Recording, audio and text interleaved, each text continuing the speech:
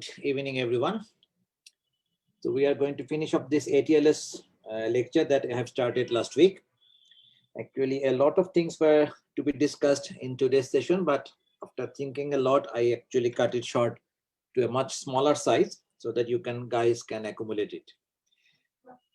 Next, অংশটুকুনতে যাওয়ার আগে আমি একটু রিক্যাপিচুলেট করে নিই আগের দিন যা যা বলেছিলাম যাতে তোমাদের পরের অংশটুকুন বুঝতে সুবিধা হয়। আজকের ক্লাসের অংশটুকুন বেশি বড় হবে না, it will be very short, so hopefully everyone can understand. আগেই বলেছিলাম একজন অর্থোপেডিক সার্জন প্লেন অ্যাক্সিডেন্টের পর যার ফ্যামিলি মেম্বাররা বেশ খারাপভাবে ইনজুর্ড হয়েছিল, ইমিডিয়েটলি মারা না গেলেও পরবর্তীতে প্রপার ম্যানেজমেন্টের অভাবে কিছুক্ষণ পরে তারা মারা যায়। ভদ্রলোক নিজে জীবনে বেঁচে যান, কিন্তু সেই সময় উনি প্রথম প্ল্যান করেন যে এরকম একটা ম্যানেজমেন্ট প্রোটোকল উনি তৈরি করবেন যাতে আঘাত পাওয়ার পর যারা জীবিত আছে, যাদের বেঁচে থাকার সম্ভাবনা আছে, তারা যাতে এটার ফুল ইউটিলাইজেশন করতে পারে।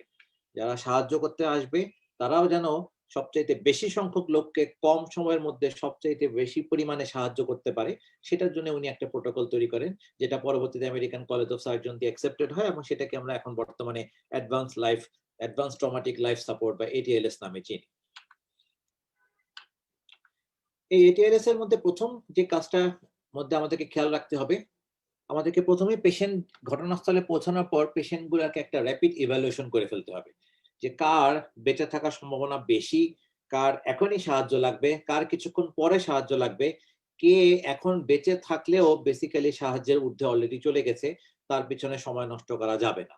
এরকম একটা র্যাপিড ইভ্যালুয়েশন আমরা প্রথমেই করে নিব, because that will save life. যদি এবং এটা করার সময় আমি অবশ্যই কোনো ডেফিনেটিভ ডায়াগনোসিস করার বিন্দুমাত্র চেষ্টা করব না। এটা পরীক্ষার সময়েরও লং কেস না, বা ভর্তি হওয়া একটা রোগীও না যাকে তুমি 3-4 ঘন্টা ধরে এক্সামিন করবা, পরীক্ষা পাঠাবা, রিপোর্ট দেখবা, সেই অনুযায়ী ট্রিটমেন্ট প্ল্যান করবা, কলিগের সাথে আলাপ আলোচনা করবা, এত কিছু করা যাবে না। তার মূল সমস্যাটা কি সেই ডেফিনেটিভ ডায়াগনোসিস না করে এই মুহূর্তে what is killing the patient, পেশেন্টকে কি কারণে পেশেন্টটা মারা যেতে পারে বা মারা যাচ্ছে, সেই কারণগুলোকে তোমাকে খালি আইডেন্টিফাই করতে হবে এবং সেগুলোকে দূর করার চেষ্টা করতে হবে। এবং এটাই হচ্ছে তোমার এই ATLS প্রোটোকলের মেইন কাজ। প্রথম ঘন্টাটাকে আমরা এখানে ATLS প্রোটোকলে বলি গোল্ডেন আওয়ার, কারণ এই অ্যাক্সিডেন্টের পর প্রথম 1 ঘন্টার মধ্যেই ডিটারমাইন হয়ে যাবে যে কে বেঁচে থাকবে আর কে থাকবে না। 1 ঘন্টা পার হয়ে গেছে, এখনো যারা বেঁচে আছে পসিবলি তারা বেঁচেই থাকবে, তুমি সাহায্য করো আর না করো। অন্যান্য লোকজন এসে হাসপাতালে নিয়ে গেল, তারা বেঁচে থাকবে। বাট একটা বড় অংশ যারা এই 1 ঘন্টার মধ্যে মারা গেল, তাদেরকে আমরা যদি 1 ঘন্টার মধ্যে যথোপযুক্ত সাহায্য করতে পারি, তাহলে তাদের একটা বড় অংশ কিন্তু ঠিকই বেঁচে যেতে পারে। এই জন্য প্রথম ঘন্টাটাকে আমরা এখানে বলি গোল্ডেন আওয়ার। এই ATLS প্রোটোকলে বলেই রাখা আছে যে তোমাকে আগে থেকেই প্রিপারেশন রাখতে হবে। যদি আল্লাহ না করে ধারে কাছে এরকম কোনো মাস ক্যাজুয়ালিটি ঘটে, তাইলে কার দায়িত্ব কি হবে সেটা আগে থেকে প্রিপেয়ার করে রাখতে হবে। ট্রায়াজিং বলে একটা ব্যাপার আছে, সেদিন বলেছিলাম যে পেশেন্ট গুলাকে ভাগ করে ফেলতে হবে যে কাদের সাহায্য এখনই দরকার, কাদের সাহায্য কিছুক্ষণের মধ্যে দরকার, কাদের সাহায্য 1-2 ঘন্টা পরে দরকার, কাদের বেসিক্যালি আর সাহায্যের দরকার নাই।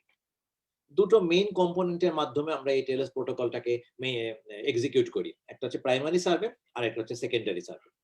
প্রাইমারি সার্ভেতে একটা জিনিসই ইম্পর্টেন্ট, যে এখানে যে কম্পোনেন্ট গুলা আছে সেই কম্পোনেন্ট গুলা পার করার সময়, এক্সিকিউট করার সময় যদি তাদের মধ্যে কোনো তুমি সমস্যা পাও, তাহলে মনে রাখবা এটাকে দেন কিছু না কিছু একটা সমাধান করে দিয়ে তারপরে তুমি পরের অংশটাতে যাবা। খালি সমস্যাগুলো প্রথমে ABCDE 5টার মধ্যে যতগুলো সমস্যা আছে আগে আইডেন্টিফাই করে নিলাম, পরে এগুলা সমস্যার সমাধান করলাম, তা কিন্তু না। এতে যে এয়ারওয়ে, তুমি যদি এয়ারওয়েতে কোনো প্রবলেম পাও, তাহলে যত দ্রুত সম্ভব সেই এয়ারওয়েটা ক্লিয়ার করার একটা প্রাথমিক ব্যবস্থা তোমাকে নিতেই হবে। আবার এটাও ঠিক, এই এয়ারওয়ে ঠিক তুমি কোনো একটা প্রবলেম পাইছো এবং সেটা ঠিক করার জন্য ঘন্টা পর ঘন্টা চেষ্টা করে যাচ্ছ, BCDE দেখার চেষ্টাও করতেছো না, সেটাও করা যাবে না। So it has to be balanced. এই এয়ারওয়ে ABCD দিয়ে প্রাইমারি কেয়ার দিয়ে যদি পেশেন্টকে স্টেবল করতে পারো, তাহলে তখন পেশেন্টটাকে একটা নির্দিষ্ট ডেফিনিটিভ জায়গাতে ট্রান্সফারে করার কথা চিন্তা করলেও করতে পারো। এবং সেখানে যদি ট্রান্সফার না করে তোমার পেশেন্ট সেন্টারে যদি ওই যথেষ্ট পরিমাণে ইকুইপড হয়, তাহলে তুমি সেখানেই তখন সেকেন্ডারি সার্ভে করে তার ফুল ডায়াগনোসিস তখন কমপ্লিট করার চেষ্টা করতে হবে। তাহলে এই সবগুলো মিলাই হচ্ছে তোমার ATLS প্রোটোকল। তোমাকে প্রিপেয়ার থাকতে হবে, ট্রায়াজিং করতে হবে, প্রাইমারি সার্ভে এবং তার রিসাসিটেশন চালাতে হবে, পেশেন্টকে ট্রান্সফার করা যাবে কিনা, উচিত হবে কিনা, করলে আদৌ লাভ হবে কিনা সেই ব্যাপারে ডিসিশন নিতে হবে, সেকেন্ডারি সার্ভে করতে হবে যদি তোমার সেন্টার ফুললি ইকুইপড হয়। পোস্ট রিসাসিটেশন যা যা রিসাসিটেশন তুমি এতক্ষণ পর্যন্ত করলা সেগুলোকে মনিটরিং করতে হবে এবং কন্টিনিউয়াস রিএভালুয়েশন করে যেতে হবে। শুরুতে এয়ারওয়ে দেখছিলাম ক্লিয়ার আছে, আধা ঘন্টা পর তখনও এয়ারওয়ে যে ক্লিয়ার থাকবে এমন কোনো গ্যারান্টি নাই। ওর একটা সার্টেন টাইম পর পরই প্রাইমারি সার্ভে আবার পুরোটা রিচেক করতে হবে এবং এভেনচুয়ালি পেশেন্টটা যখন পুরোপুরি ক্লিনিক্যালি স্টেবল হবে তখন তাকে একটা ডেফিনিটিভ কেয়ারের জন্য ট্রান্সফার করতে হবে। যে ট্রমা টিমটাকে তুমি প্রিপেয়ার করবা সেই ট্রমা টিমটাকে তোমার সেন্টারের ভিতর আগে থেকে রেডি থাকতে হবে। কারা কারা এই প্রাইমারি ট্রমা টিমের সদস্য? যে কোনো একজন ডক্টর যার ওয়েল এক্সপেরিয়েন্সড, বেসিক্যালি বলা হয় যে ইমার্জেন্সি মেডিকেল অফিসার থাকে, তাকেই সাধারণত টিম লিডারের দায়িত্ব নিতে হয়। টিম লিডারের প্রধান কাজ তার সমস্ত কর্মকাণ্ড ইউনিফর্মলি এক্সিকিউট করা। সে কিন্তু সরাসরি পেশেন্টের কোনো কাজের ভিতরে নিয়োজিত হতে পারবে না। এই তুমি এয়ারওয়ে দেখো, তুমি সার্কুলেশন দেখো, তুমি ব্রিদিং দেখো, তুমি স্যালাইন নিয়ে আসো, ব্লাড অ্যারেঞ্জ করো, এই ইনস্ট্রাকশন গুলো টিম লিডার কনস্ট্যান্টলি দিতে থাকবে। বাট বেসিক্যালি সে ফ্রি থাকবে যাতে সে কোনো পয়েন্ট মিস না করে। সে যে অর্ডার গুলো দিবে সেগুলো এক্সিকিউট করার জন্য বাকি যারা থাকবে, anaesthetist, general surgeon, orthopaedic surgeon, nurse, radiographer, তারা তার ইনস্ট্রাকশন অনুযায়ী কাজ করবে। এমন না যে আমি অর্থোপেডিক সার্জন, আমি আমার মতো করে ইভ্যালুয়েশন করবো, জেনারেল সার্জনের মতো ইভ্যালুয়েশন করবে। It's not like that. যে টিম লিডার ডিটারমাইন থাকবে ট্রমা টিমের মধ্যে, সে যখন যাকে যা ইনস্ট্রাকশন দিবে শুধু সেইটাই বাকি টিম মেম্বাররা করবে এবং পরীক্ষা করে দেখা গেছে এতেই ম্যাক্সিমাম এফোর্ট পাওয়া সম্ভব। জায়গাতে পৌঁছানোর পর তোমার প্রথম যে কাজটা করতে হবে ট্রায়াজিং করতে হবে। ট্রায়াজিং বেসিক্যালি হলো প্রায়োরিটাইজ করা। তুমি আগেই পেশেন্টকে ভাগ করে ফেলবা যে কোন পেশেন্টকে তোমাকে এখনই ট্রিটমেন্ট করা বেশি জরুরি, আর নয়তো এই পেশেন্টকে বাঁচানো সম্ভব নাও হতে পারে।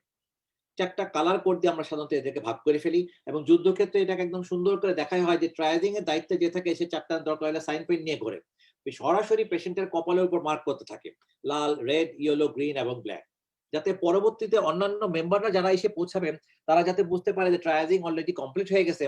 তারা প্রথমে রেড মার্কিং যারা দেখবে সেই পেশেন্টের উপর আগে ঝাঁপাই পড়বে, কারণ তার এখনই দরকার। যেটা ইয়েলো তাকেও সে ম্যানেজমেন্ট দিবে কিন্তু রেডের আগে না। যে গ্রিন, যে তার মানে পেশেন্ট স্টেবল আছে, এদেরকে সে দেখবে সমস্ত রেড এবং ইয়েলো পেশেন্ট ম্যানেজমেন্ট হয়ে যাওয়ার পর। আর যে ব্ল্যাক, তার মানে সে অলরেডি ডেড, অথবা যদি জীবিত থাকেও তাকে ওই মুহূর্তে 5-10 মিনিটের মধ্যে বাঁচানো অসম্ভব, ফলে তাকে তখন আমরা ছেড়ে দিয়ে অন্যদেরকে বাঁচানোর জন্য মনোযোগ দিতে বলবো। শুনতে খানিকটা অমানবিক শোনালেও this hard decision actually saved a lot of more time. তুমি একজন ব্ল্যাক লেভেল পেশেন্টকে বাঁচানোর জন্য আধা ঘন্টা চেষ্টা করে পারলা না, তুমি তাকে তো হারালাই, একই সঙ্গে ওই সময়ে তুমি হয়তো 2 জন রেড আর 3 জন ইয়েলো আরো 5 জনকে বাঁচাতে পারতা, তারাও কিন্তু মারা গেল। ফলে ultimately you lost total 6 patient. এই জন্যই এই লেভেলিংটা সবচেয়ে বেশি জরুরি। প্রাইমারি সার্ভের ভিতরে আমরা এই 5টা কম্পোনেন্ট দেখি: airway, breathing, circulation, dysfunction and exposure. তবে ইদানিং এগুলোর সাথে কিছু কিছু করে অংশ যোগ করা হয়েছে। এয়ারওয়ের সাথে বলা হয়েছে এর সাথে তোমাকে সার্ভাইকাল স্পাইনের একটা কন্ট্রোল নিতে হবে এবং বলা হয় এটিএলএস প্রোটোকলে যে কোনো রোড ট্রাফিক অ্যাক্সিডেন্ট বা মাস ক্যাজুয়ালিটিতে তুমি ধরেই নিবা তার স্পাইনাল কর্ডে ইনজুরি আছে বা সার্ভাইকাল স্পাইনে ইনজুরি আছে। কারণ সার্ভাইকাল স্পাইন অন্যান্য যে কোনো স্পাইনের অংশের থেকে সার্ভাইকাল স্পাইন খুবই ইম্পর্টেন্ট, কারণ এখানে ইনজুরি হলে তাই আমাদের মেইন যে ভাইটাল সেন্টার যেগুলো আছে, যেগুলো আমাদের অটোনোমাস হার্ট, লাং এগুলোকে কন্ট্রোল করে, সেগুলো সরাসরি ড্যামেজ হয় এবং পেশেন্ট সাথে সাথে মারা যেতে পারে। আমরা যে ফাঁসি দিয়ে যে আসামি মারি যখন, তাদেরও কিন্তু মূলত সার্ভাইকাল স্পাইনটাই ভেঙে ফেলা হয় ফাঁসি দেওয়ার মাধ্যমে, যে এই কারণে তারা অলমোস্ট সাথে সাথেই মারা যায়। ফলে তোমাকে অবশ্যই এয়ারওয়ে এবং সার্ভাইকাল স্পাইনের কন্ট্রোল নিতে হবে, ধরেই নিতে হবে যে তাদের সার্ভাইকাল স্পাইন ইনজুরি আছে, তুমি যাতে ফার্দার তার কোনো ইনজুরি করতে না পারো সেইভাবে তোমাকে ম্যানেজ করতে হবে। এরপরে তুমি দেখবে ব্রিদিং এবং প্রপার অক্সিজেনেশন, তারপর সার্কুলেশন, এবং তার সাথে সাথে কোনো হেমোরেজ যদি থাকে সেটা যদি ক্লিন কাট হয়, অবভিয়াস হয়, চোখের সামনে হয়, তাহলে সেটাকে যতটা সম্ভব বন্ধ করার চেষ্টা করতে হবে।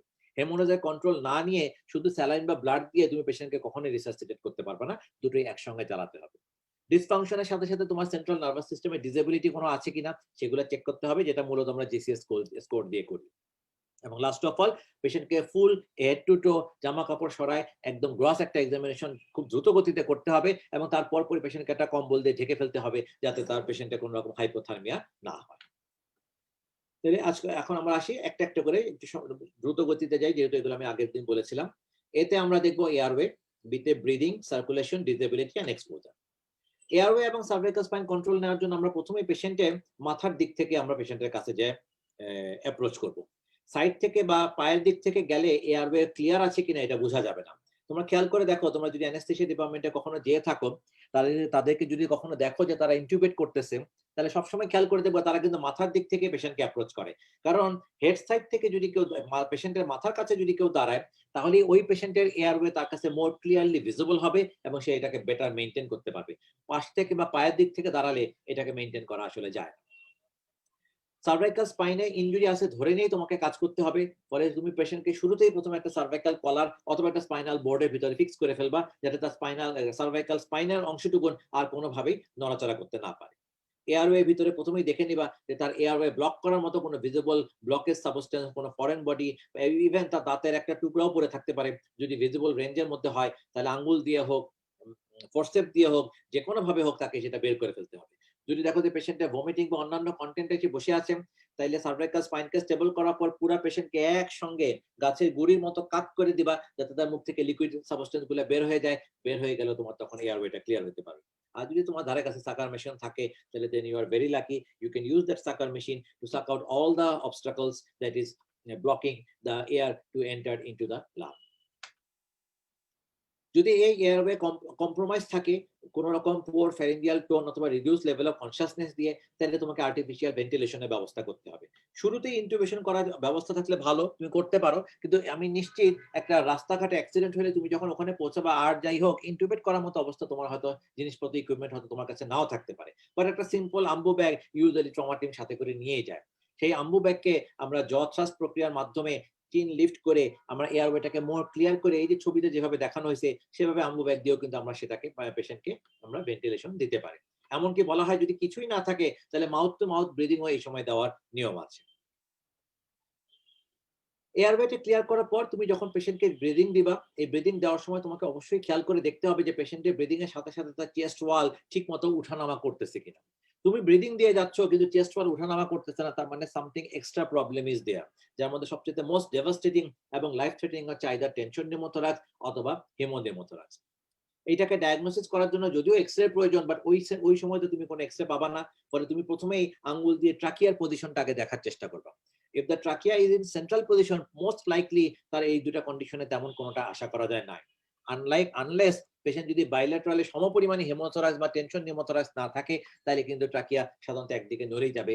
দুই দিকেই থাকলে তখন ট্রাকিয়া সেন্ট্রালি থাকতেও পারে, বাট সেটা ভেরি ভেরি আনলাইকলি। ফলে ট্রাকিয়া সেন্ট্রালে থাকলে তুমি ধরে নিতে পারো যে টেনশন নিউমোথোরাক্স অথবা নিউমোথোরাক্সের কোনোটাই হয়তো নাই। ফলে লুক ফর আদার কজেস। এবং তুমি তারপর সাথে সাথে তাকায় দেখো যে পেশেন্টের চেস্ট ওয়াল সিমিলারলি উঠানামা করতেছে কিনা। যদি দেখো যে এক সাইড উঠতেছে আর এক সাইড উঠতেছে না, তাহলে ডেফিনেটলি ওই দিকে আইদার রিব ইনজুরি আছে অথবা সেখানে এমফাইসেমা ডেভেলপ করছে, তখন সেগুলোকে তোমাকে ম্যানেজ করতে হবে। টেনশন নিউমোথোরাক্স তুমি যদি সাসপেক্ট করো, জাস্ট সিম্পলি একটা হোয়াইট বোর্ড নিডল তুমি ইনসার্ট করে দাও, সাথে সাথে তুমি টের পাবা বাতাস বের হয়ে যাচ্ছে এবং সাথে সাথে পেশেন্ট রিলিভ হয়ে যাবে এবং সে আবার ব্রিদিং নেওয়া শুরু করতে পারবে। এখন কথা, আমি শিওর না যে টেনশন নিউমোথোরাক্স আছে কি নাই, কিন্তু থাকতে পারে, আমি কনফার্ম হতে পারতেছি না, আই এম ইন ডাউট। তাহলেও বলা আছে বইয়ে যে you prick the lungs with a needle. যদি টেনশন নিউমোথোরাক্স থাকে ইট উইল হেল্প। যদি টেনশন নিউমোথোরাক্স না হয়, তুমি যদি প্রিক করো তাহলে তুমি একটা ওপেনিং তৈরি করতে পারলা বটে, কিন্তু তুমি সাথে সাথে আবার নিডলটা সরাই ফেলে তুমি যদি সেটাকে একটা ব্যান্ডেজ দিয়ে ঢেকে দাও, it's not going to cause any problem. So it is always better to put a white bone needle just in case if you suspect a case of tension pneumothorax. আর যদি তোমার সেটআপে ইন্টারকোস্টাল ড্রেনেজ দেওয়ার option থাকে এবং তুমি যদি clinically অথবা রেডিওলজিক্যালি x-ray করে confirm হতে পারো যে তার এই দুটো নিউমোথোরাক্স অথবা হেমোথোরাক্স আছে, তাহলে আমরা সরাসরি তখন একটা চেস্ট ড্রেন টিউব আমরা ইনসার্ট করে দিতে পারি। But it is kind of definitive ম্যানেজমেন্টের মধ্যে পড়ে, যেটা মাস ক্যাজুয়ালিটির সময় অনেক সময় করে ওঠা সম্ভব নাও হতে পারে। এয়ারওয়ে এবং ব্রিদিং এর কন্ট্রোলের পর আমরা আসবো সার্কুলেশনে। আমরা ক্যারোটিড পালস দেখবো। ক্যারোটিড পালস যদি না পাই, তাহলে তখন দেখার চেষ্টা করবো যে পেশেন্ট শকে আছে কিনা। যদি কার্ডিওজেনিক শক হয়, যদি হাইপোভলিউমিক শক হয়, তাহলে সেই তখন অ্যাপ্রোপ্রিয়েট ম্যানেজমেন্ট আমাকে তখন দিতে হবে। বাট তুমি ধরেই নিবা যে পেশেন্টটা এইমাত্র রোড ট্রাফিক অ্যাক্সিডেন্ট হয়েছে, প্রচুর পরিমাণে ব্লিডিং হচ্ছে, most likely he is in hypovolemic shock. ফলে হাইপোভলিউমিক শকের জন্য তোমাকে যা যা করতে হয় সেইগুলো তুমি সবগুলোই করবা। দুটো লার্জ চ্যানেল ওপেন করবা, ব্লাড ক্রস ম্যাচিং এর জন্য পাঠানোর ব্যবস্থা করবা এবং তাকে সম্ভব হলে ব্লাড, না হলে যে কোনো আইসোটনিক স্যালাইন বা হাইপারটনিক স্যালাইন, যেমন যেটা নরমাল স্যালাইন, হার্টম্যান সলিউশন, এগুলো দেওয়ার চেষ্টা করবা। এবং অবশ্যই পেশেন্টটাকে ক্যাথেটার করতেও ভুলবা না যদি তোমার কাছে অ্যাভেলেবল থাকে, কারণ ক্যাথেটার করার পর প্রতি ঘন্টায় ইউরিনের আউটপুট তোমাকে ইন্ডিকেট করবে যে তুমি তার সার্কুলেটরি শক কতখানি রিকভার করতে সক্ষম হয়েছো। বাট প্রথমবারে যে ইউরিনটা বের হয়ে আসবে সেটাকে সাধারণত আমরা ফেলে দিব, কারণ এটা এত পেশেন্টের অ্যাক্সিডেন্টের আগে জমা হওয়া urine, it doesn't indicate anything. প্রথম ইউরিনটা ফেলে দিয়ে এরপর আমরা আওয়ারলি এর আউটপুটটা দেখবো, এবং সেটা দেখে আমি বুঝতে পারবো যে তুমি তার সাফিসিয়েন্টলি তার শক ম্যানেজ করতে পারতেছো কি পারতেছো। এই সার্কুলেটরি শক যেহেতু হাইপোভলিউমিক শকের জন্য হয়, তার মানে এখানে ব্লিডিং হয়।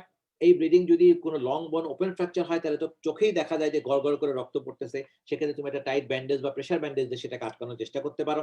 বাট একই সাথে তুমি মাথায় রাখবা, পেশেন্ট শকে আছে, শকের ফিচার দেখাচ্ছে, কোনো জায়গায় কোনো রকম ব্লিডিং দেখা যাচ্ছে না চোখে বাইরে থেকে, তাহলে পেশেন্টের ভিতরে কোনো কভার্ড ব্লিডিং থাকতে পারে, যেটা ইউজুয়ালি ভিতরে আমাদের প্রচুর এমটি স্পেস যে জায়গাগুলোতে থাকে, যেমন লোয়ার লিম্বের লং বোন গুলোর আশেপাশে মাসলে প্রচুর পরিমাণে ফাঁকা স্পেস থাকে, এবং তার থেকেও বেশি বাটক এবং তার থেকেও বেশি পেলভিক ক্যাভিটিতে প্রচুর পরিমাণে ফাঁকা স্পেস আছে, যেখানে যদি আল্লাহ না করে ব্লিডিং হয় তাহলে প্রচুর পরিমাণে এক্সট্রাভাস্কুলার ব্লাড লস হইতে পারে, যেটা বাইরে থেকে মোটেও এভিডেন্ট হবে না। ফলে ওই দিকে তোমাকে খেয়াল রাখতে হবে। লং বোন, পেলভিক্স এবং ইন্ট্রা অ্যাবডোমিনাল কোনো ইনজুরি আছে কিনা তোমাকে সাথে সাথে তখন সেটা সাসপেক্ট করতে হবে। যদি পোর্টেবল আল্ট্রাসোনোগ্রাফি করার ব্যবস্থা থাকে তাহলে এই ফার্স্ট মেথডটা আমরা ব্যবহার করতে পারি, focused assessment for sonography in trauma, but এটা আমাদের দেশে এখনো অতটা বেশি অ্যাভেলেবল না, ফলে আমরা ক্লিনিক্যাল জাজমেন্টের উপরই ডিটারমাইন করব। ইন্ট্রা অ্যাবডোমিনাল যদি কোনো কালেকশন হয় তাহলে অ্যাবডোমিনালটা টেন্স থাকবে, টেন্ডার থাকবে, পারকাস করলে তুমি সেই অনুযায়ী নোট পাবা, এবং সেই অনুযায়ী তোমাকে তখন ডিসিশন নিতে হবে যে কত দ্রুত তুমি এই পেশেন্টটাকে ল্যাপারটমি করে বাকি ফার্দার ম্যানেজমেন্ট করতে চাও। সার্কুলেশন যখন কন্ট্রোল হবে তারপর তুমি আসবে ডিসফাংশন এবং ডিসএবিলিটি, যেটা আমরা এপিভিও অথবা জিসিএস ম্যানেজমেন্টের মাধ্যমে করি, বাট আমাদের জিসিএসটা হচ্ছে মোর ইম্পর্টেন্ট। এভিপিও ম্যানেজমেন্ট যেটা আছে এটা একদমই প্রিলিমিনারি একটা ম্যানেজমেন্ট, একটা গ্রস আইডিয়া তুমি এখান থেকে পেশেন্ট থেকে পেতে পাইতে পারো। অ্যালার্টনেস দেখবা, রেসপন্ডিং টু দ্য ভয়েস আছে কিনা, রেসপন্ডিং টু পেইন আছে কিনা, অথবা টোটালি আনরেসপন্সিভ কিনা, সেটা শেয়ার করে তুমি সেন্ট্রাল নার্ভাস সিস্টেমের সময় একটা গ্রস আইডিয়া পেতে পারো। বাট মোর অ্যাপ্রোপ্রিয়েট স্কোরিং হচ্ছে তোমার গ্লাসগো কমা স্কেল। এখানে মনে রাখবা, এখানে স্কোরিং যত বেশি তত ভালো, আর যত স্কোরিং এর নাম্বারটা কম তার মানে খারাপ। মিনিমাম স্কোরিং এখানে তিনটা গ্রস কম্পোনেন্ট আছে, একটা হলো I opening, verbal response R best motor response. তিনটা কম্পোনেন্টের মিনিমাম স্কোরিং যেহেতু 1 আছে, তার মানে যে কোনো একটা পেশেন্টের সর্বনিম্ন ডিসিএস স্কোর কিন্তু 0 না, সর্বনিম্ন ডিসিএস স্কোর হতে পারবে 3, ম্যাক্সিমাম হতে পারবে তোমার 15। এই জিসিএস স্কোরের বেলাতে যে জিনিসটা আমি আগেও বলছিলাম, আবারও তোমাদেরকে বলে রাখি, GCS score is specifically design for traumatic unconsciousness or traumatic brain damage. তুমি একটা প্যাথোলজিক্যাল ব্রেন ড্যামেজের সাথে জিসিএস স্কোর মিলালে কিন্তু অনেক সময় তেমন কোনো কিছু ইন্টারপ্রিট করতে পারবা না। যেমন একটা ইসকেমিক স্ট্রোকের পেশেন্ট 3 বছর আগে হয়েছে, তার জিসিএস মাপলে তুমি তার জিসিএস পাইতে পারো 3, ইট ডাজন্ট ইন্ডিকেট এনিথিং। কিন্তু একটা রোড ট্রাফিক অ্যাক্সিডেন্টের পেশেন্ট হেড ইনজুরি নিয়ে আসছে, তার যদি জিসিএস 3 পাও, তাহলে আমরা ইনভেরিয়েবলি ধরেই নিতে পারি যে patient is not going two C the Sunlight next day. এইটা এই পরিমাণে ডিমার্কেট করে। ফলে GCS is mainly for traumatic brain injury or head injury. এবং লাস্টে যেটা বলছি, যদি কোনো ক্লথ থাকে, জামা কাপড় থাকে, এতক্ষণ পর্যন্ত সবগুলো এ বি সি ডি আসার পর এরপর ইতে যখন আমরা আসবো তখন তার সমস্ত জামা কাপড় সরাই হেড টু টো একটা গ্রস এক্সামিন করে ফেলবো, বিশেষ করে স্পেসিফিকলি তার স্পাইনের দিকে মনোযোগ দিয়ে, এবং গ্রস এক্সামিনেশনটা যত দ্রুত পারা যায় কমপ্লিট করার পরপরই পেশেন্টকে একটা ব্ল্যাঙ্কেট দিয়ে ঢেকে দিব, যাতে তার কোনো রকম হাইপোথার্মিয়া না। এই পর্যন্ত আমরা আগের দিন আলোচনা করেছিলাম, আজকে আর সামান্য খানিকটা অংশ আলোচনা করলেই এই প্রোটোকলটা কমপ্লিট হবে। এই প্রাইমারি সার্ভে করার সময় আমরা কিছু যন্ত্রপাতি ব্যবহার করতে পারি যদি অ্যাভেলেবল থাকে, because they are going to help me a lot to determine the exact patient's condition. তার মধ্যে একটা নাম্বার 1 জিনিসটা হচ্ছে তোমার পালস অক্সিমেট্রি। আমরা এখন সবাই জানি এত সুন্দর সুন্দর ছোট ছোট pulse oximetry, portable pulse oximetry এখন অ্যাভেলেবল হয়েছে, যারা may not be accurate enough but good enough to take any decision. একটা বেস্ট পালস অক্সিমিটার যদি কোনো একটা পেশেন্টের স্যাচুরেশন 70 দেখায়, আমাদের যে নরমাল পোর্টেবল পালস অক্সিমিটার গুলো পাওয়া যায় সেগুলো হয়তো হয় 65 নয়তো 75, এর কাছাকাছি কিছু একটা দেখাবে, এর থেকে বেশি ভুল সে দেখাবে না। ফলে we can rely on them. হয়তো আমি ধরেই নিব ওই পালস অক্সিমিটার যা দেখাচ্ছে তার থেকে আরো হয়তো 5-10 কমই হয়তো তার পেশেন্টটা আছে। ব্লাড প্রেশার, সিম্পল একটা বিপি মেশিন, একটা stethoscope is going to save your life, sorry not your life, is going to save your patient's life while monitoring or resuscitating any road traffic trauma patient. Pulse এবং বিপির এই দুটার মধ্যে সম্পর্ক তোমাদের জন্য খুব ভালো ইম্পর্টেন্ট, খেয়াল রাখতে হবে। যদি দেখো যে pulse rate normal, BP normal, তার মানে পেশেন্ট শকে নাই। যদি দেখো যে তার পালস রেট হাই কিন্তু বিপি লো, তাহলে পেশেন্ট হাইপোভলিউমিক শকে আছে। এই সময় তার কার্ডিয়াক রেট বাড়ায়, পেশেন্ট সেটাকে কম্পেনসেট করার চেষ্টা করতেছে, যে জন্য ট্যাকিকার্ডিয়া ডেভেলপ করছে। যদি দেখো যে তার পেশেন্টের বিপি লো, তার মানে শকে আছে কিন্তু তার পালস রেটও লো, যেটা হওয়ার কথা ছিল হাই, তাহলে ডেফিনেটলি এই পেশেন্ট কার্ডিওজেনিক শকে আছে, তার হার্টে সরাসরি কোনো আঘাত লাগছে, যে কারণে হার্টটাই ঠিক মতো পাম্প করতে পারতেছে না।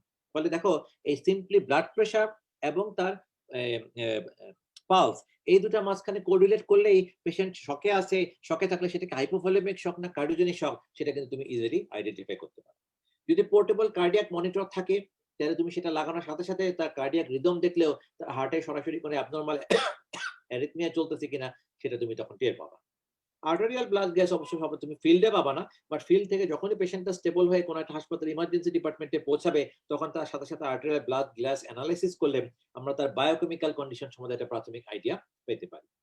এরপর x-ray, NG tube, urinary catheter, core temperature, এই সবগুলাই কিছু অ্যাডজাঙ্ক্ট হিসেবে কাজ করে আমার প্রাইমারি সার্ভেতে, but definitely we are not going to depend or look for them during our primary survey if they are not available.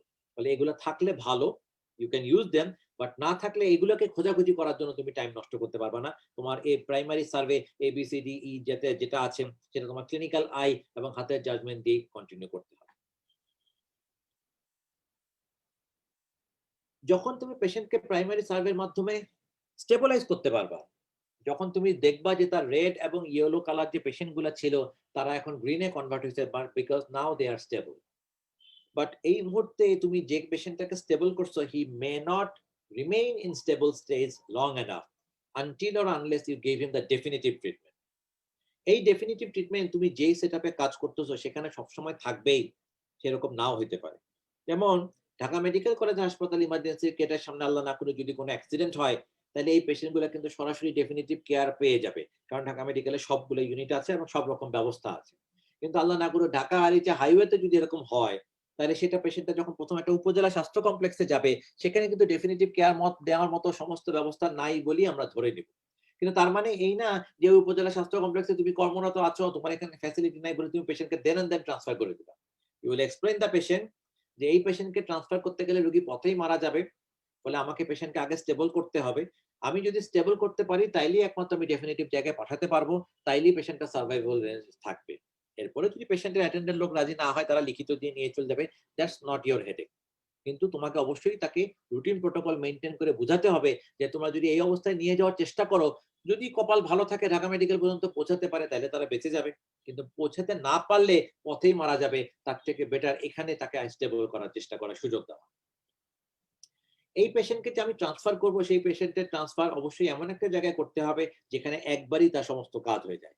উপজেলা থেকে একটা খারাপ পেশেন্টকে জেলা সদর হাসপাতালে পাঠায় যদি তেমন কোনো উপকার হবে বলে তুমি মনে না করো, তাহলে সময় নষ্ট না করে সরাসরি রাজশাহী লেভেলে তুমি ট্রান্সফারের জন্য লিখতে পারো। বাট মেক শিওর আন্দাজ করে নাও সেখানে পৌঁছাতে কিরকম সময় লাগতে পারে, এবং সেই সময় পর্যন্ত তোমার যে রিসার্চিটেশনের মাধ্যমে যে স্টেবিলিটি তুমি অর্জন করছো, সেই পর্যন্ত স্টেবল পেশেন্টকে রাখা সম্ভব কিনা তার উপরে আন্দাজ করে তুমি ডিসিশন নিবা।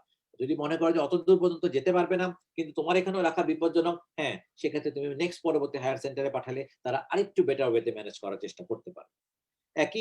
একই হাসপাতালের আরো যদি কোনো উন্নত ডিপার্টমেন্ট তোমার কাছে থাকে, যেমন ঢাকা মেডিকেল ইমার্জেন্সিতে যদি তুমি পেশেন্টটাকে নিয়ে আসো এবং তারপর তুমি যদি কনফার্ম হও যে তার ব্রেইন ইনজুরি আছে, তার ইমিডিয়েট ক্রেনিওটমি দরকার, neurosurgery department is very close and nearby. পেশেন্টকে স্টেবল করার পরই একমাত্র তুমি তার পেশেন্টটাকে ইমার্জেন্সি থেকে নিউরোসার্জারি ডিপার্টমেন্টে রেফার করতে পারো।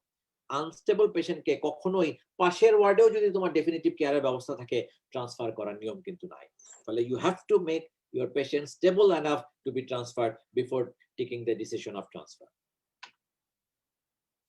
যদি দেখো যে তোমার পেশেন্ট কি তুমি তোমার সেন্টারে পরবর্তী সমস্ত ফ্যাসিলিটি দিতে পারবা, অথবা তুমি যদি টারশিয়ারি লেভেলে কাজ করো এবং প্রাইমারি সার্ভে তোমারই কোনো কলিগ কমপ্লিট করে স্টেবল করে তোমার কাছে যদি পেশেন্টটা পাঠায়, তখন আমরা চলে যাই সেকেন্ডারি সার্ভেতে। এবং এই সেকেন্ডারি সার্ভেতে আমি পেশেন্টের A to Z সমস্ত কিছু আমি খুঁজে বের করার চেষ্টা করি যে এখন এই পেশেন্টের এক্স্যাক্টলি সমস্যাগুলো কি কি হচ্ছে, তার ফার্দার আর কোনো লুকানো ইনজুরি আছে কিনা যেটা লাইফ থ্রেটেনিং হতে পারে, অথবা তার ডেফিনিটিভ রিকভারির জন্য বাধা সৃষ্টি করতে পারে, সেটাকে আমরা বলবো হলো সেকেন্ডারি সার্ভে।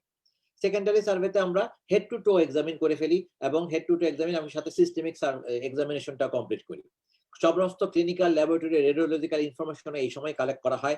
প্রাইমারি সার্ভেতে কিন্তু পেশেন্টকে তুমি এই বড় আলট্রাসোনোগ্রাফি অথবা এমআরআই করতে পাঠাবা, সেটা কিন্তু অ্যালাউড না। বাট সেকেন্ডারি সার্ভেতে তুমি সব রকম ইনভেস্টিগেশন করবা যাতে তুমি তার সব রকম সম্ভাব্য ক্ষতিকারক দিকগুলো আইডেন্টিফাই করতে পারো।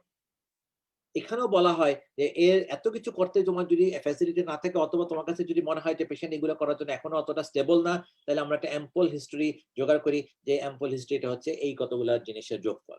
এতে হচ্ছে অ্যালার্জিক অ্যাটেন্ডেন্ট থাকলে বা রোগী যদি কনসিয়াস থাকে তাহলে তার কাছ থেকে জেনে নেওয়ার চেষ্টা করবো তার কোনো অ্যালার্জিক প্রবলেম আছে কিনা। বি তে হচ্ছে মেডিসিন, সে কোনো রেগুলার ড্রাগ নেয় কিনা, কোনো ব্লাড থিনার নেয় কিনা, অ্যান্টি ডায়াবেটিক ড্রাগ নেয় কিনা, অ্যান্টি হাইপারটেনসিভ ওষুধ নেয় কিনা, যদি সম্ভব হয় সেটা জেনে নেওয়ার চেষ্টা করবা। পি তে হচ্ছে পাস্ট মেডিকেল হিস্ট্রি, কোনো প্রেগন্যান্সি এরকম কোনো হিস্ট্রি আছে কিনা যেটা তার পরবর্তী ফার্দার ম্যানেজমেন্টের জন্য দরকার হবে। এলে হচ্ছে লাস্ট মিনিট, শেষ যে কখন খাইছে এটা খুবই ইম্পর্টেন্ট, বিকজ তোমার যদি কোনো অপারেটিভ প্ল্যান থাকে তাহলে এই জিনিসটা তোমার জন্য খুবই কাজে লাগবে। যদিও মডার্ন টেকনোলজিতে ইনকিউবেশন পদ্ধতি এখন এতটাই চমৎকার যে ইমার্জেন্সি অপারেশনে তার লাস্ট মিনিট এখন আর খুব একটা জরুরি না, বাট সুযোগ থাকলে জেনে নেওয়া অবশ্যই উচিত। এবং লাস্টে তোমাকে জানতে হবে events or environmental leading to current trauma, কোন জায়গায় সেই জায়গায় কিভাবে অ্যাক্সিডেন্টটা হইলো, সেই জায়গায় কিরকম অবস্থা ছিল। যেমন তোমাকে যদি জানতে পারো যে এই পেশেন্টটা অ্যাক্সিডেন্টের পর বাস সহ পানিতে পড়ে গেছিল, সাথে সাথে তাকে পানিতে তোলা হয়েছে, কিন্তু কিছুক্ষণ সে পানির তলায় ছিল, ফলে তুমি লাংসের দিকে মনোযোগ দিবা বেশি। তুমি যদি দেখো যে একটা বিল্ডিং ভেঙে পড়ছিল, তাহলে ডেফিনেটলি তার ফ্র্যাকচার, পেলভিক ফ্র্যাকচার, এদিকে তুমি মনোযোগ দিবা বেশি। তাহলে ওই এনভায়রনমেন্টে ইনফরমেশনের উপর বেস করে তুমি তোমার পরবর্তী ফার্দার এক্সামিনেশন এবং হিস্ট্রির অংশটুকুনকে সেই অনুযায়ী মডিফাই করতে পারবা। So this is what we call ample history. এটা তোমাদের পরীক্ষার সময় কিন্তু একটা শর্ট নোট হিসেবে অনেক সময় চলে আসে। One of the most important part is continue to re-evaluate all the top part in the ATLS protocol that you have monitoring so far. Secondary survey করতেছো বলে primary সার্ভের A B C D E কে কখনোই ভুলে যাওয়া যাবে না। যে কোনো সময় তোমার রিলেটিভলি স্টেবল পেশেন্ট আবার ডেটোরিয়েট করতে পারে, সেক্ষেত্রে তোমাকে আবার প্রাইমারি সার্ভে থেকে শুরু করতে হবে। এবং বলাও হয় যে প্রতি 5 বা 10 মিনিট পর পরই বেসিক্যালি তার প্রাইমারি সার্ভে আবার রিইভ্যালুয়েট করে দেখতে হয় যে তার আগের থেকে অবস্থা কোনোটা খারাপ হয়েছে কিনা। প্রথমবারে তুমি দেখছিলে যে তার এবিসিডি সব ভালো ছিল, 5 মিনিট পরে তুমি দেখলা যে তার এয়ারওয়েতে প্রবলেম হচ্ছে, তাহলে তুমি ধরে নিতে পারো যে হয়তো সে পেশেন্ট ভমিটিং করছে, অথবা তার কোনো একটা দাঁত খুলে পড়ছে, অথবা এখানে কোনো একটা ফরেন বডি যায় পরবর্তীতে ঢুকছে, এরকম কোনো না কোনো কারণে তার এয়ারওয়ে শুরুতে ব্লকেজ ছিল না তুমি যখন দেখছিলা, বাট পরবর্তীতে যে কোনো সময় আবার ব্লকেজ হয়ে যেতে পারে। ফলে তোমাকে কন্টিনিউয়াসলি রিইভ্যালুয়েট করে যেতে হবে এবং সেই অনুযায়ী মনিটরিং সিস্টেম চালু রাখতে হবে। এবং সমস্ত কিছু যদি কমপ্লিট হয়ে যায় তারপরে তুমি পেশেন্টটাকে একটা ডেফিনিটিভ কেয়ারে ট্রান্সফার করতে পারো, unless your centre is a tertiary level hospital. এই প্রিন্সিপাল বলা হয় যে একেবারে ইমার্জেন্সি ডিপার্টমেন্ট থেকে শুরু করে পেশেন্টকে ফাইনাল ডেফিনিটিভ কেয়ার আসার আগ পর্যন্ত এই সমস্ত প্রোটোকলগুলা রিপিটেডলি ফলো করে যেতে হবে, and that is what we call our ATLS protocol. So thank you all এই কষ্ট করে সমস্ত কথাগুলো শোনার জন্য। ATLS প্রোটোকল আসলে এতটাই ইম্পর্টেন্ট একটা টপিক তোমাদের এমবিবিএস এর জন্য, not to be just to become a doctor, not to just to pass the final MBBS, but also to save life. তুমি অনেক কিছুই নাও জানতে পারো, অনেক জটিল জটিল রোগের চিকিৎসা তুমি নাও জানতে পারো, বাট একটা ট্রমা সিচুয়েশনে তোমার এই সামান্য জ্ঞানটুকুন অনেক পেশেন্টকে তোমাকে বাঁচাতে সাহায্য করতে পারে। সারা জীবনে একটা অস্টিওসার্কোমার চিকিৎসায় অভিজ্ঞ ডাক্তার যতজন পেশেন্টকে সেভ করবে, ATLS প্রোটোকল প্রপারলি জানা থাকলে you can save double of them in one day. So that is why this ATLS protocol is very much important. পরীক্ষার তো জন্য ইম্পর্টেন্ট, সার্জারিতে তো বটেই, মেডিসিনে এবং যে কোনো সাবজেক্টে তোমাকে ATLS প্রোটোকল নিয়ে জিজ্ঞেস করতে পারে, ভাইভা বোর্ডও জিজ্ঞেস করতে পারে, রিটেনও কোশ্চেন আসতে পারে। ATLS এর মধ্যে বেশ কতগুলো ছোট ছোট অংশ আছে যেগুলো তোমার পরীক্ষা আলাদা আলাদা করে আসতে পারে। যেমন তোমার GCS স্কেল, গ্লাসগো কমা স্কেল আলাদা আসতে পারে, অ্যাম্পল হিস্ট্রি আলাদা আসতে পারে, শুধুমাত্র প্রাইমারি সার্ভে আলাদা আসতে পারে। এখানে যে ক্লিনিক্যাল ডেটোরিয়েটিং কন্ডিশন গুলো তৈরি হয় সেগুলো তোমাকে আলাদা আলাদা করে আসতে পারে। কি কি সলিউশন বা ফ্লুইড তুমি ATLS প্রোটোকলে ইউজ করবা, তার কেন ইউজ করবা, তার ব্যাখ্যা তোমাকে আলাদা আলাদা করে আসতে পারে। এবং এই জিনিসটা এমনই কমন কতগুলো পয়েন্ট যেটা আসলে তোমাকে ক্লিন কাট পুরোপুরি মুখস্থ করে রাখতে হবে না। This is not an definition যে একদম নির্দিষ্ট ভাবে এই শব্দের পরে ওই শব্দ, ওই শব্দের পরে ওই শব্দ বলে তোমাকে একটা ডেফিনেশন বলতে হবে। It's a protocol. তোমাকে খালি মেইন কি পয়েন্ট গুলা মনে রাখতে হবে এবং সেই কি পয়েন্টে কি কি করতে হবে সেটা তুমি নিজের ভাষায় বলা এবং লেখার দুটারই অধিকার রাখো। কিন্তু কি পয়েন্ট গুলার মধ্যে সিকোয়েন্সে চেঞ্জ করা যাবে না। তুমি বলতে পারবে না যে এয়ারওয়ের পরে আমি সার্কুলেশন দেখবো, দ্যাটস অ্যান অফেন্স। তুমি এয়ারওয়ে দেখবো, এয়ারওয়ে দেখার সময় আমি আঙ্গুল দিয়ে দেখবো, টর্চ আলো দিয়ে দেখবো, অনেক কিছু তুমি বলতে পারো, এভরিথিং ইজ অ্যালাউড। যতক্ষণ পর্যন্ত তুমি airway proper control with cervical spinal control সহ নিতে পারতেছো এবং পেশেন্টকে স্টেবল করার জন্য এগুলো সবগুলো তোমার জন্য জরুরি, তুমি বলতে পারবা। ফলে this is very much an important topic. তোমাদের পরীক্ষার সময়, রিটেনের সময় ইম্পর্টেন্ট, ভাইবার সময় ইম্পর্টেন্ট, এবং আল্লাহ না করো যদি কখনো এরকম পরিস্থিতিতে পড়ো তাহলে পেশেন্টের জন্য এটা খুবই ইম্পর্টেন্ট। তো থ্যাংক ইউ অল এই ATLS প্রোটোকলটা মনোযোগ দিয়ে শোনার জন্য। যদি কারো কোনো কোশ্চেন থাকে তোমরা চ্যাট বক্সে লিখে রাখতে পারো, মডারেটর আমার কাছে পরবর্তীতে পৌঁছে দিলে I will try my level best to answer them. এই লেকচারটা আমি আজকে বা কালকে মডারেটরের কাছে দিয়ে দিব, তোমরা PDF আকারে 2-1 দিনের মধ্যে হয়তো ওয়েব পেজে পেয়ে যাবা। যদি কখনো পরে সুযোগ হয় একবার নামানোর পর জাস্ট একবার স্লাইডগুলো দিয়ে চোখ বুলালেও তোমার দেখবে অনেকটাই উপকার হবে। Thank you. অসংখ্য ধন্যবাদ স্যার। স্যার আপনার কাছ থেকে এরকম আরো প্র্যাকটিক্যাল ওরিয়েন্টেড আমরা কিছু ক্লাস চাচ্ছিলাম, যেগুলো আসলে স্যার অনেক উপকৃত হয় আমাদের।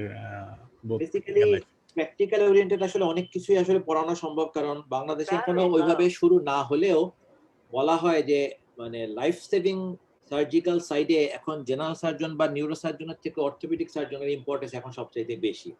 কারণ আমাদের বডির নর্মাল ডিফেন্স মেকানিজমের কারণে বডিতে যখনই কোনো আঘাত ইমিনেন্ট হয় তখনই ভাইটাল অর্গান, ব্রেন, মাথা, চেস্ট এগুলোকে সেভ করার জন্য বেসিক্যালি লিম্বগুলাই তখন আগে চলে আসে, ফলে এগুলাতে ইনজুরি হয় বেশি এবং এই ইনজুরির সংখ্যাটাও হয় বেশি।